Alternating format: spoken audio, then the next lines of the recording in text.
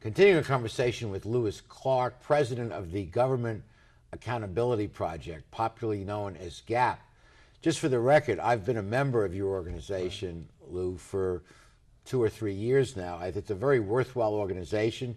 If you would like to lend your support to GAP, you can be a member for $35 a year. They have a very attractive quarterly newsletter that comes out that gives you an update on the important cases that they are handling.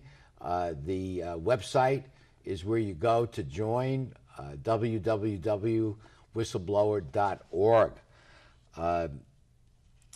One of the important cases you're involved with now is a national campaign around the case of a former federal air marshal, Robert McClain. McClain. Tell us about that. Yeah, Robert McClain blew the whistle on the Marshal Service, deciding because of budgetary reasons not to put air marshals on airplanes that went across the country. You know, the transcontinental. The nonstop. Yeah, the very ones that the 7-Eleven hijackers actually targeted because they had the most fuel, right? And so they decided in 2003 to discontinue putting air marshals because they had budget problems and they didn't want to put these people up in hotels. So they announced that to him. He tried everything he could internally to resolve the issue because he was very concerned about that. And it was right after a major alert, terror alert, on targeted toward airplanes. So he was very concerned about that, as were most all the other air marshals. And he raised this concern. He raised it internally, he went to the Inspector General, but then eventually he did go to the public. And when he did, the Congress was outraged. Senator Boxer. Well, what happened to him when he went public? Well, 3 years later they fired him, and he was disciplined for that. I mean, he was threatened with firing for that whole time. And then what they also did is they decided that his whistleblowing violated the confidence. Sensitive information. And so but they waited a couple of years to fire him, to wait till the publicity backed off. Exactly. And then what happened is he's been fighting ever since to get his job back. And so you're helping him get his job back. Yes, and I think we will prevail. Talk about whistleblower protection legislation. First of all, this is a federal act that protects federal employees. Right. How long has it been in existence, and have there been changes over the years? Yeah, it was first created in 1978 under President Carter. It was a complete failure from the beginning.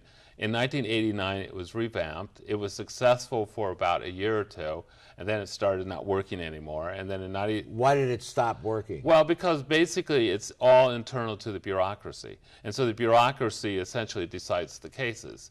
And so basically, after a while, no whistleblowers prevailed. I mean, when you say the bureaucracy decides, if I'm a whistleblower and I've been wronged and I come to an organization like you, how does the bureaucracy stop me from doing it?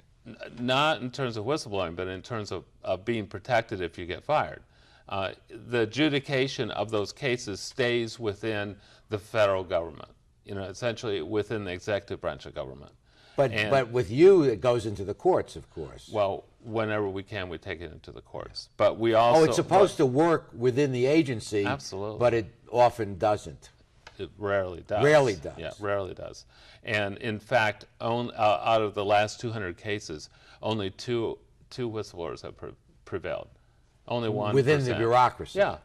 But when you take the case, what's your batting average for GAP? Well, we win almost all our cases, but that's because from the very beginning we go right into the public sphere. We go to Congress. We get all kinds of protection for the people in terms of people, getting the word out to people who really care about that issue and those concerns. So you bring not only legal talent to the table, but also using the press, public relations, political pressure, Absolutely. The whole armory of tools to get justice for your client. In fact, that's the only way you can get justice for your So client. shining the sunlight really works.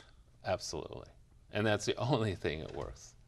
Well, this is a fantastic organization. I encourage you to consider joining the some 15,000 members who you have and add your name and weight and modest dues to the important work of this organization. Again, we'll put the website up at the end of this segment, but GAP is a great organization doing important work, keeping government honest and exposing fraud, abuse, and waste.